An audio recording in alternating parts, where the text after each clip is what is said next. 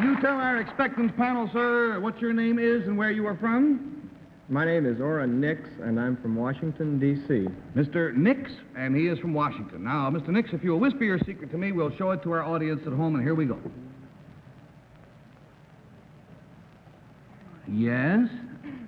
Continue. Oh, boy.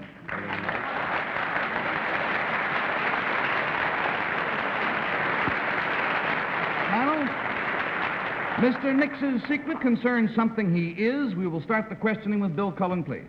Are you the only one who is this, Mr. Nix? Yes. Is it a title of some kind? Do you hold a title? Yes.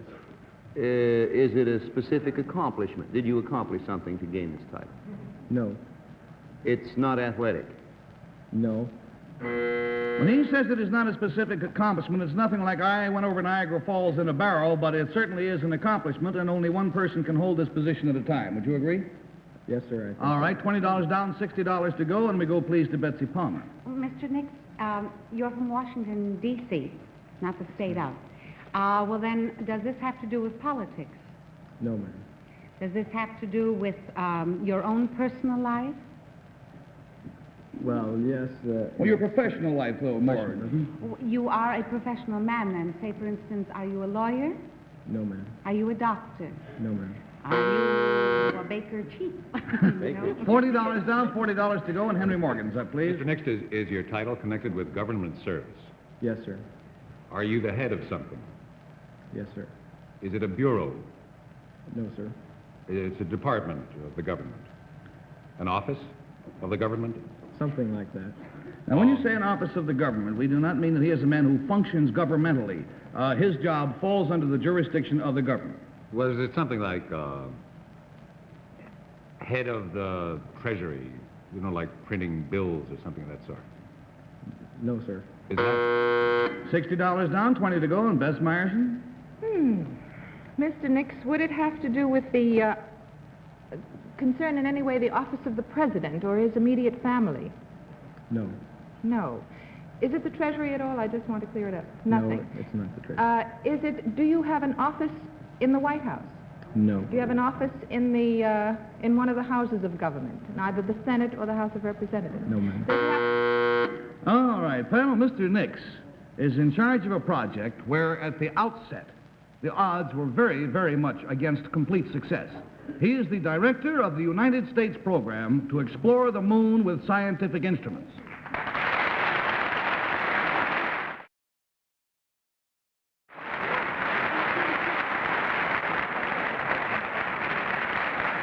Now, concerning our somewhat abortive moonshot last week, everyone connected with the project knew when it started just how very long and how tough the odds were. Mr. Nix, how will this last shot affect the United States program to explore the moon? Well, Gary, this was an important first step in a series to develop the technological capability to explore the moon, first with unmanned spacecraft and subsequently with men. We learned a lot in this attempt. Since it was the first one, we started with no knowledge, and therefore we feel that we've gone a long way toward making the next one in the series work. Well, I'm sure that we'll all be fascinated to see a most marvelous model that he's got of the capsule itself. It's a model of the one that was fired just last week, and let's take a look at it right now, shall we? Now, I know that if you're like me, if you think of a missile, you think of a capsule, you think of a long, slender thing, such as we have a picture of here. Now, that is what, sir? This is the Atlas Agena B rocket, which launched the spacecraft shown here, of which this is a model, toward the moon. So this is a model of this little, comparatively small part of it, with the outer sheath taken off so that we may see the inner workings, right? That's right. All right, now if you'd explain it to us, sir, if you will. Well, this is the spacecraft as it would appear after the launching, and immediately thereafter the solar panels unfold so that we can collect the sun's energy to drive the electrical equipment aboard. The major components here are a capsule which was to be sent to the moon, the basic spacecraft, and some scientific instruments with an antenna which is oriented toward the Earth all automatically after this is launched. Now, on its way to the moon, it cruises in an attitude such that the sun is directed here. This points to the Earth, and that is an unusual trait of this spacecraft because most of them heretofore have been uncontrolled in space. Partly to the moon, it's asked to turn around to some new heading and perform a maneuver so that it can correct its flight path. Then, about an hour before it reaches the moon, it was to turn around and aim a television camera toward the surface of the moon, to deploy some instruments, this is a radiation measurement, to get ready to launch this capsule. Now, all of these things happened in this flight that just took place, with the exception of the launching of the capsule, because we were not directly aimed at the moon. In an ordinary flight, this would come off, as shown here. This would slow down with a small rocket, and it would land on the moon, some instruments which would send back measurements. With a soft enough landing impact or lack of impact so that the instruments inside would not in any way be damaged, right? That's the plan. Well, now, what do we hope to learn from this capsule after it lands? Well, from the capsule, we'll learn something about the activity inside the moon, moonquakes, if there are any, and hope to find out how it's composed. With the other measurements, the television camera is fairly obvious. We'll see what kind of rocks or cracks are there. And with this radiation measurement, we'll find out if the moon's crust is something like the Earth, which will give us a clue as to how it was formed. Isn't it nice to know you got guys like him on your side? Because I couldn't get it up there, I don't think. I'm sure you will, and thank you very, very much, Mr. Nick, for being with us.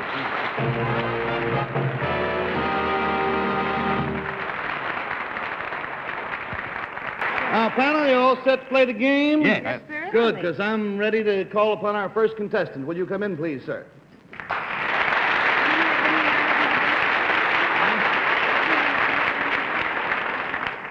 Panel, we're going to call this gentleman, temporarily at least, Mr. X. And Mr. X is from Washington, D.C. Now then, Mr. X, if you'll whisper your secret to me, we'll show it immediately to the folks at home. Well, now, wait a minute. How come that? How come? Whoa, hey.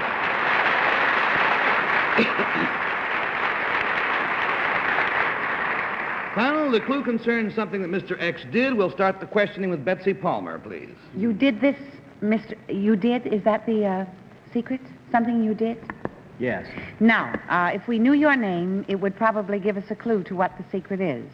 Is that why we're calling you Mr. X? Possible, yes. Does it have to do with our government? A phase of our government, isn't it? Yes. Would it be, the phase, would it be military? Not directly, huh? Not directly. No. We share this opinion. Political? Political? No. No. Does it have to do with machinery of any sort?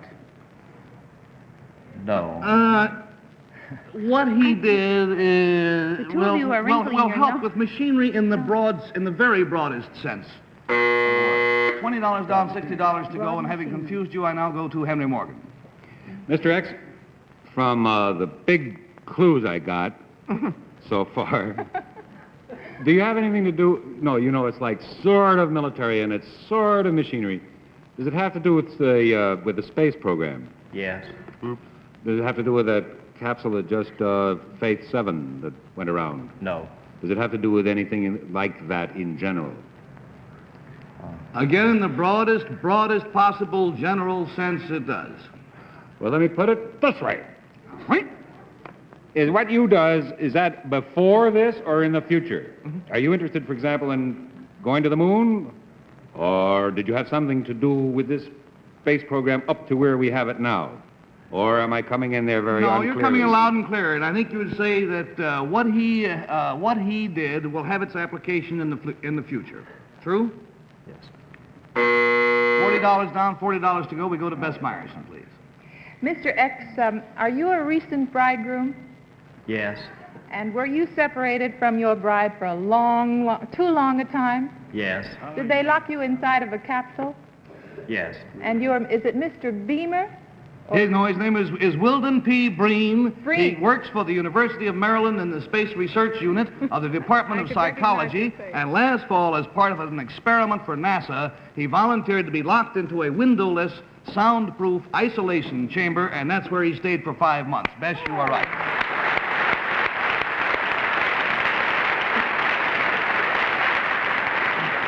Yes, Bess. I just remember watching him on television, and he was so terribly attractive, and I could never forget an attractive-looking gentleman like that. He was. You have just established that he's been separated from his wife for a long time. I wouldn't go monkeying around. This is purely aesthetic. Mr. Breen, can you explain what the purpose was of this experiment? Well, the National Aeronautics and Space Administration is interested in learning all they can about the functions of humans under conditions of long-term isolation and confinement. Figuring that in the future, when we start shooting fellows to the moon and to Venus and to heaven knows where, they're going to have to be isolated and confined for long periods of time. Right. All right, now we have a floor plan. It's most interesting of the chamber that Mr. Breen stayed in. Let's go up and take a look at it, shall we? Will you precede me, please? All right, now here is a kind of a blueprint, rough layout of the chamber itself.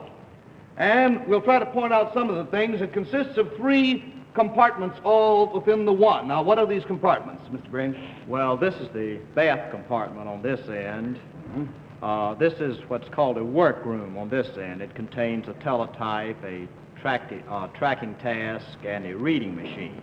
And this is where they would send your problems for you to be solved most of the time. No, the problems would come in through a chute-type device right there in the center room. This is the... Well, now, before we go any further, let's establish that there were 3 television cameras, one here in the study or work area, one here, and one here. And they were watching Mr. Breen at all times, although he could not see anybody outside. Yes, sir. What do those measure, Gary, the space measure? The center room is 12 by 12, and the other 2 compartments are 5 by 5. All right. So now I've established that there are 3 television cameras that can watch him, but you did have the privilege that if at any time you felt that you just were tired of being stared at by unseeing eyes, that you could block these television cameras, right? Yes, I'd hang clothes over them or put some paintings I was doing up in front of them. Oh, you're doing paintings? Yes, sir. Marvelous. Now, I think the interesting thing is that to get anything that he wanted, he had to work for it. For instance, if he wanted a cigarette, he had to push a certain button a certain number of times. And at first they would come pretty easily, but then they decided, well, all right, that he could only get 10 cigarettes at a time, which meant that he had to push this button 10 times as often as he had before. Isn't that approximately right? That's approximately correct. And what about food? It says here food dispenser. You had to work for that to come I had to work for everything like that, all the payoffs. Well, now, what was your feeling when you walked in through the door and they closed the door behind you, and you didn't know how many weeks or months or how long it was going to be before the experiment was considered finished? What was your feeling? Well, I'd been waiting a long time for the experiment to start, and I was real happy to be in there right then. You were happy in the beginning. Well, now, you stayed 5 months because at the end of that time, both you and the people who were operating the experiment decided that it was pointless to go further, right? Yes. What was your attitude? What was your mood at the end of this 5 months? Well, I'd become a trifle irritable and a little lazy. Did you ever find yourself, of course, they could hear you talking or singing, or I imagine that's what I do, run around in circles and recite Hickory Dickory Dock and to keep them going out of my mind. Did you ever tell them off? Oh, I very definitely did. Lost your temper a couple of times. Several occasions. I don't blame you. All right, now, let's take a look here on our monitor. We have some very interesting, although all too brief, motion pictures taken of him while he was inside the capsule. Remember, he could not see the photographers, but you'll see many things, and he will explain it. So, Frank, if you'll roll the film for us, please. Here I'm working the work box chute. I'm fixing to get a little box out of there. And, these boxes contained problems in space navigation, geography. Had to look up words in the dictionary sometimes, all types of problem tasks. Now, what is this? Here I'm weighing myself. I also use this device for chinning exercises. Did you lose weight or gain? I lost 11 pounds. Here you seem to be running rather frantically about. You seem as though you don't quite know what's going on. What? This is part of the exercise, too. They had little lights that would flash on, and I had to dash about and hit buttons under them to turn them off in definite time intervals. It was for exercise and to keep up my sense of timing. And also so they could gauge how your reflexes were doing and so forth, if you were moving fast enough. Now, Owen, you got yourself a cigarette there. Good.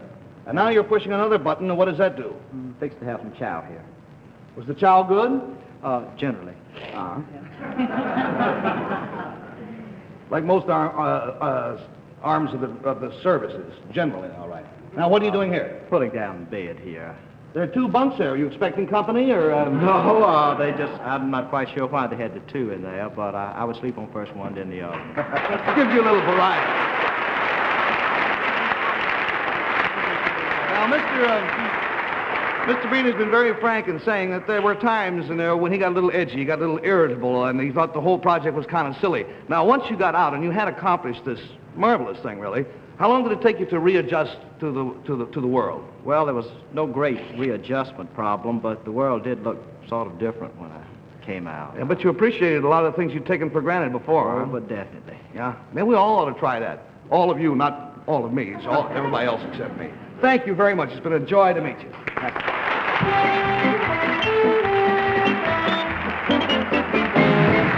Panel, will you kindly open your envelopes? And for the first time tonight, take out your affidavit cards and follow along on the first one with me as I read it. I, Harold Graham, am a rocket engineer. For the past 6 months, I have been acting as test pilot on a rocket belt program. Wearing this rocket and belt, I have flown above obstacles and skimmed along some 35 feet over the ground. I recently demonstrated the military capabilities of the equipment by taking off from a landing craft and flying 200 feet to the beach. Among the interested spectators of this amphibious assault exercise was the President of the United States. I am the first man in history to fly with rockets strapped to my back. Signed, Harold Graham.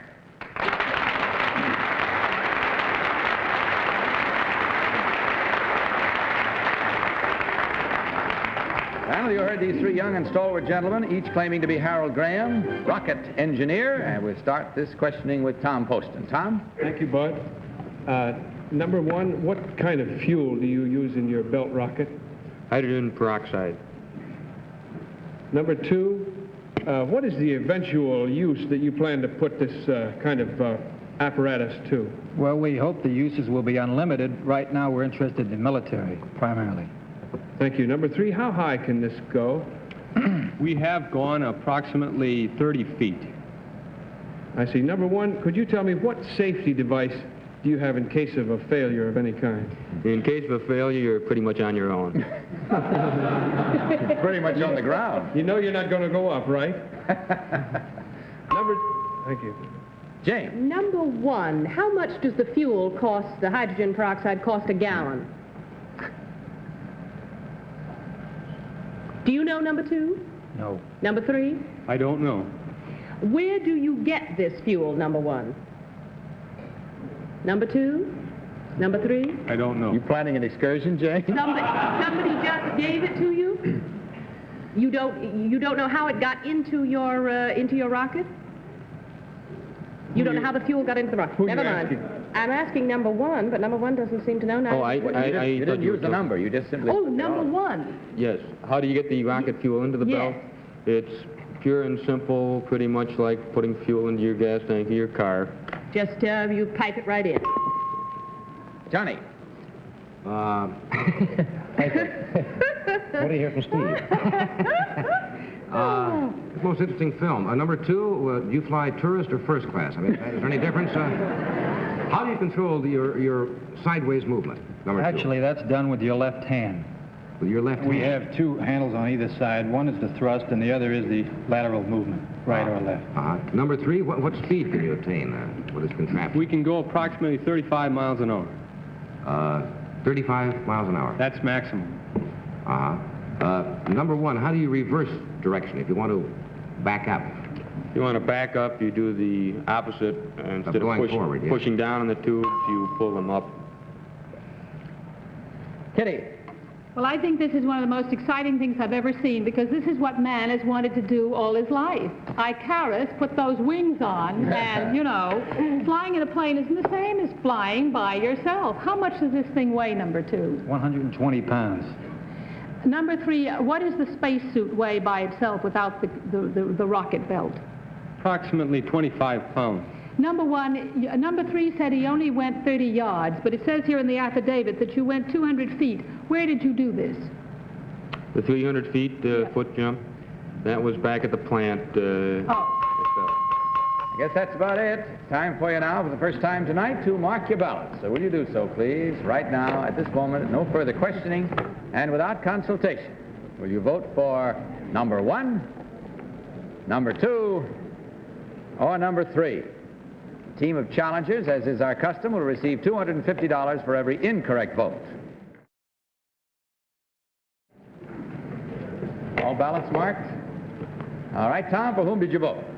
I voted for number 1, Bud. These fellows are really... Willie Stein has done his usual remarkable job of casting the liars. They all look like they were cut from the same mold. It's a pretty good mold, by the way. I think the fella is embarking on a wonderful adventure. I wish I could help out with that project. Jane, your vote. Well, I voted for number 1, although they all look healthy enough to carry 120 pounds on your back. Was that it, while flying through the air? It's just mental telepathy. I think it's number 1. All right, Johnny, what about you? I voted for number 2 because I got all 3 of them last week, and I don't intend to break the streak. Kitty, which one do you... The taxi driver told me you got all 3 last week, so I'm with you. I voted for number 2. Number 3 said that he only went 30 feet. Number 1 said he went 300 feet back at the plant. It says here he went 200 feet flying to the beach in front of the president, so I voted for number 2. Okay, there we have it. Our first die is cast, and we'll find out how true or false it may be as we learn which one of these 3 gentlemen is the real rocket engineer. Will the real Harold Graham please stand up?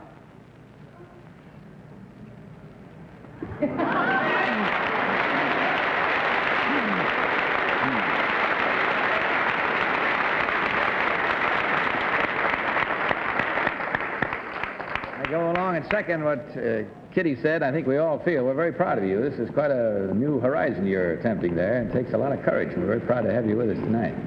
And also proud of Tom and Jane. You knocked off the first one real easily there. You both got it right. Let's find out about the others now, shall we? Incidentally, I want to tell you where Harold is. Harold is doing this experimental work as rocket engineer for Textron's Bell Aero Systems. Is that right? That's correct. Number 2, would you tell us your real name and what you really do? Well, my name is Gene Hoban. I represent the Dover Corporation, the elevator division. I sell elevators.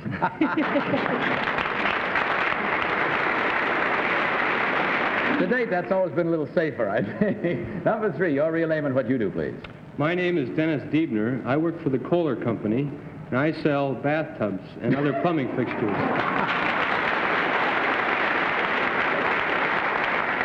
Man, that's really earthbound, that last one. Well, we checked the scoring, gentlemen. We find there were 2 incorrect votes at $250 each for a total this time of $500 from Anderson, as well as a gift package of the fine products from the makers of Anderson. We thank you very much. Continued success to you, sir. Good night. God bless you. All right, panel, you may open up your envelope, if you will, please, and follow along with me as I read this first story. I, Alan Young, recently spent 30 days in bed. I wasn't sick. I was just one of 14 guinea pigs in a controlled experiment conducted under the auspices of the National Aeronautic and Space Administration. The purpose was to determine how astronauts will react to long periods of inactivity on future space trips. During my month in bed, I was permitted to read books, watch TV, play cards, and board games, provided, of course, I never lifted my head from the pillow. The doctors found that as long as I did certain exercises from a prone position, I was not significantly affected by the test. The whole experiment came to be known as Operation Sack Time. Signed, Alan Young.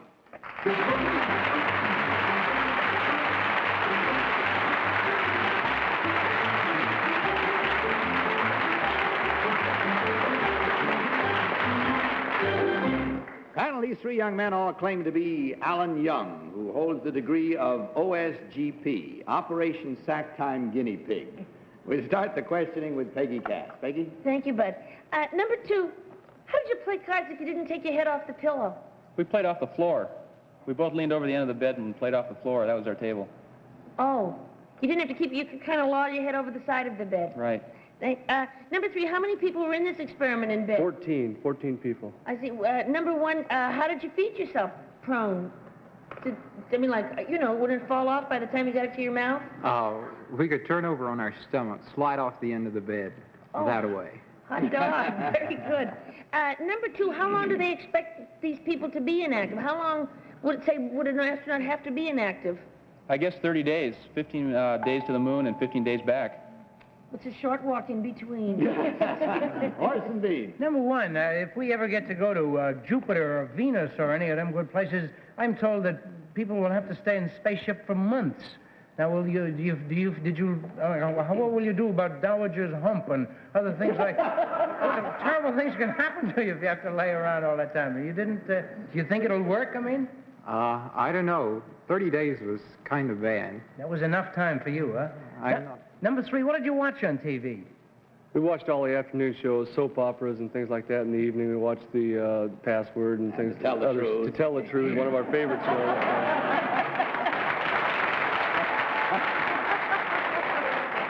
No prompting. Kitty. Number 2, why were you chosen for this experiment? Are you normally a long sleeper? Yes, I am, but we volunteered. Where do you come from, number 3? I come from California. I mean, how were you chosen?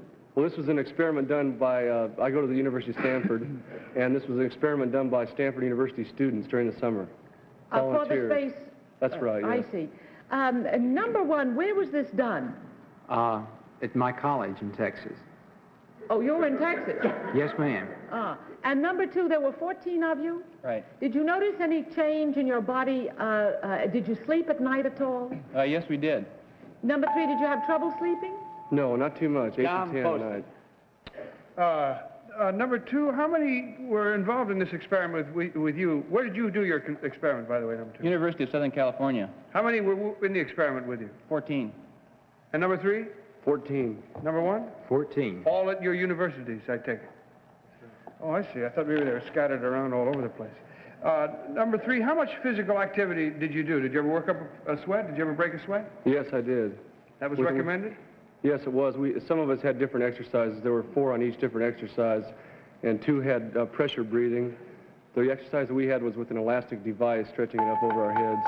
And that's all the time we have. So stretch a few points and mark your ballots, if you will, panel. Mark them at once, of course, without change, without consultation. Just simply vote now for number 1, number 2, or number 3. And our team of challengers will receive $250, of course, for each and every incorrect vote. Are all ballots marked? No, I didn't mark. No, not yet. Right, now they are, and Tom, for whom did you vote? I heard somebody say 1, and I said, yeah, you're probably right, but I voted for number 3. He was really the only one I got to talk to. Peggy Cass. Willie looks kind of sleepy, but I voted for number 3 because he looks so wide awake, and after all that sleep, why shouldn't he? Horse and bean. Well, it's probably 1. I mean, it's probably 3, because no one would make up that they would watch soap operas. I mean, they know. But at the last minute, I changed my mind and voted for 1 because I felt like 3 was giving us too much information. You know, Kitty. too anxious to I voted for number 3 because I don't know how long ago this experiment took place, but he looks a little heavier than the other 2. And I think you'd gain some weight if you were in bed for 30 days. I know I would, although I'd love to do it. All right, there we have it. All tied up in a knot and all votes in and all minds made up and reasons given. Let's find out now. Which one of these young men, in truth, could be called Operation Sack Time Guinea Pig? Will the real Alan Young please stand up?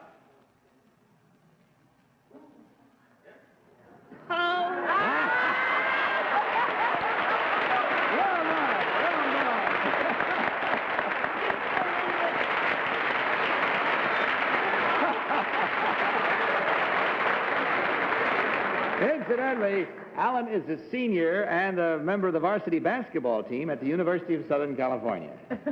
So no extra weight on him, no matter what. Number 1, what is your real name and what do you really do? My name is James Horn, and I distribute tickets for television shows.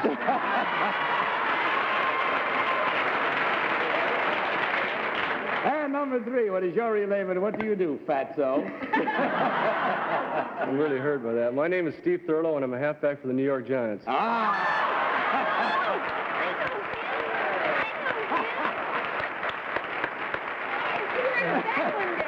Yeah, I wanted Kitty to see who she was saying had gained a lot of weight.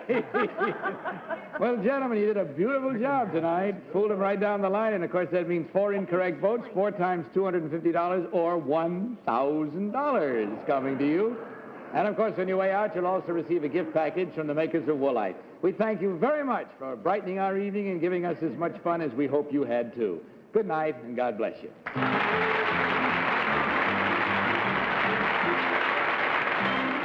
It's time for us to meet our special guest for tonight, an old friend of ours from I've Got a Secret, and it's a joy to have him back. Here's Wally Cox.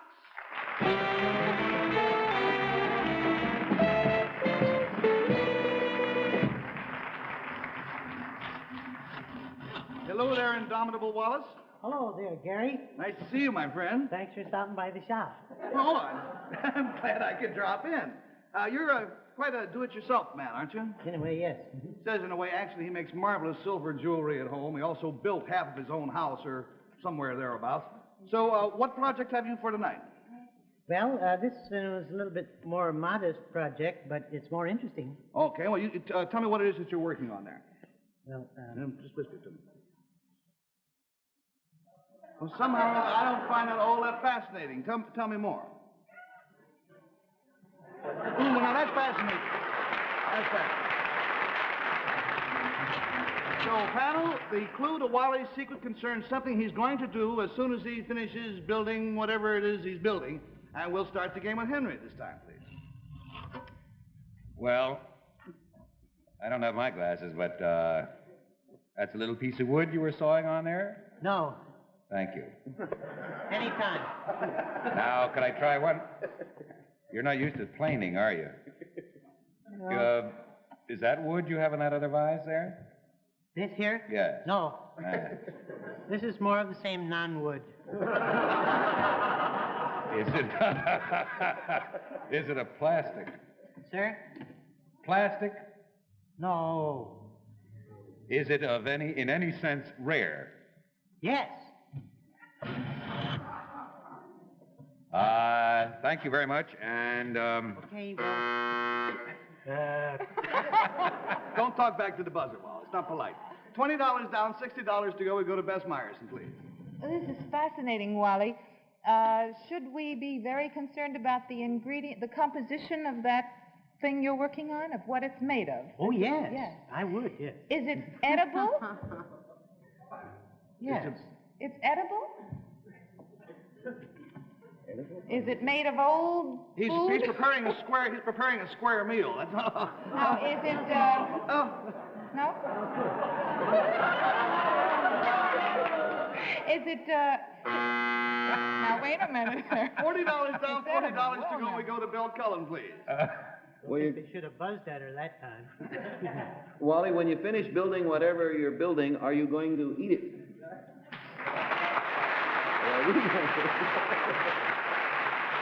Wally, let's not make him go for what it is that you're building. Will you tell them, the audience out there, what it is that you, or rather tell the panel what it is that you're making? I'm making a lunchbox. It's called a lunchbox because you can eat it for lunch.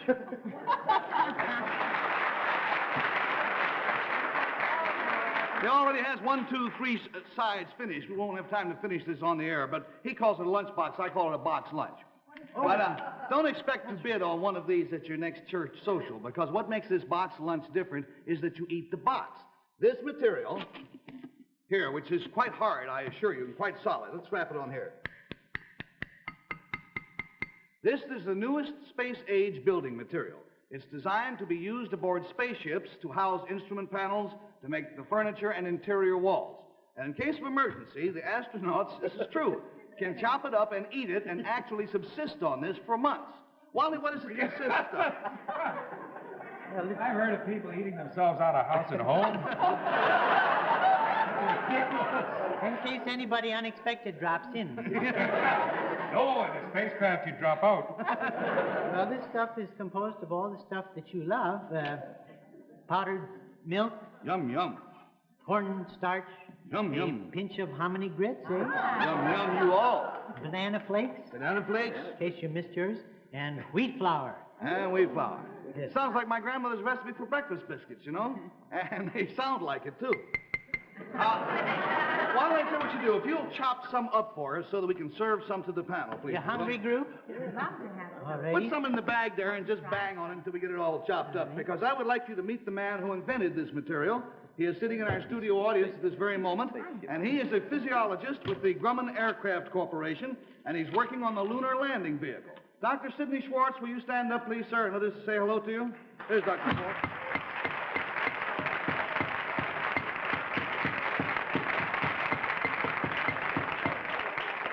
You keep working on that, because that's for you and me. But we've got some for the panel here. Here it comes. Now, we mashed this up before the show. I promise you it's the identical material, but the reason we did it before the show is because it has to be allowed to soak in a liquid. We chose milk. And so this has been soaking in milk for some time. Where do you get milk on a spaceship? Use water. You build a cow out of this. Oh, Do boy. we have to have sugar? Well, they build You don't have to have sugar if you don't want to, but there's cream and sugar here. Do you find any predominant taste? Banana. It's a hard taste. Oh. Banana. It's something like rotten grape nuts. I like grape nuts. I would. It tastes like sawdust. Stale. Yeah, I wouldn't want to fly in this. Well, now, Wallace, so you've been concocting something for us back there? Yours is ready, Gary. Oh, swell. Some of the peaches are a little larger than what the other group got. Look at the pieces he gave me to eat. Oh, well, thank you. Will I get a bib, too? Why not tuck in and buckle down? All right. It's good. Actually, I have not tasted this in its granulated form. I tried to bite a piece off with my tooth, and it almost broke my tooth. You're lucky you can keep talking. Oh, great. What, Wallace? You said I'm lucky I can keep talking? I just fill my mouth. You talk. Friends, get your intergalactic yummies. First chance you get. I think that's about as long a commercial as this product could afford. I mean, on the open market.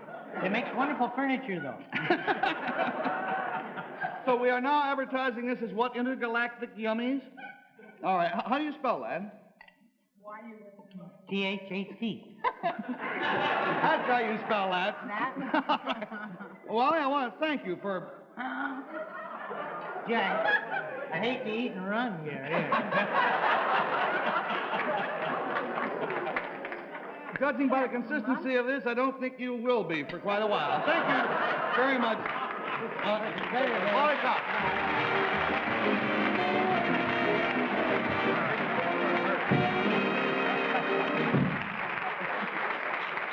We're going to be back with you again after this important message.